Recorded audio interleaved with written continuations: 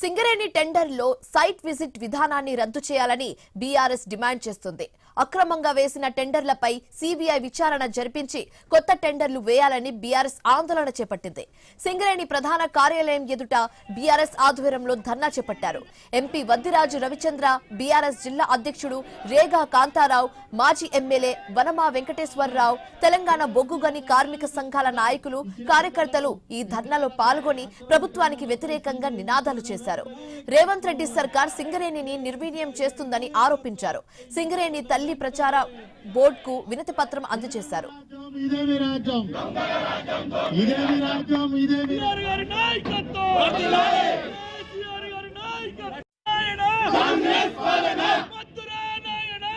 దోసుకుంటాను కేసీఆర్ గారు ఈ రాష్ట్రాన్ని కాపాడి సింగరేణి సంస్థని కాపాడితే ఈ సింగరేణి సంస్థని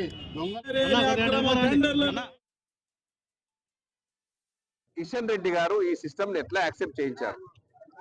వారి ప్రమేయం ఏ మాత్రం లేదు అని అంటే ఇది ఇమ్మీడియట్ గా సిబిఐ విచారణ జరిపించాలి. ఈ సైట్ విజిట్ సర్టిఫికేట్ల సిస్టమ్ రద్దు చేయాలి. దీనికంటే ముందు ఇదే సైట్ విజిట్ సిస్టమ్ ద్వారా 7 టెండర్లు ఎట్లయితే పొందారో ఆ టెండర్లన్నింటినీ కూడా రద్దు చేయాలి. గతంలో వెంకటేష్ శ్రీరాంపూర్ కానీ వెంకటేష్ కానీ మేము -7 ద్వారా కాంట్రాక్ట్ ఇస్తే టెండర్లు ఇస్తే దాన్ని రద్దు చేసి మళ్ళీ ఇదే సిస్టమ్ ద్వారా తీసుకొచ్చి +7కి ఇచ్చారు. కొన్ని +7 నుంచి +20 దాకా తీసుకొచ్చి ఇచ్చారు.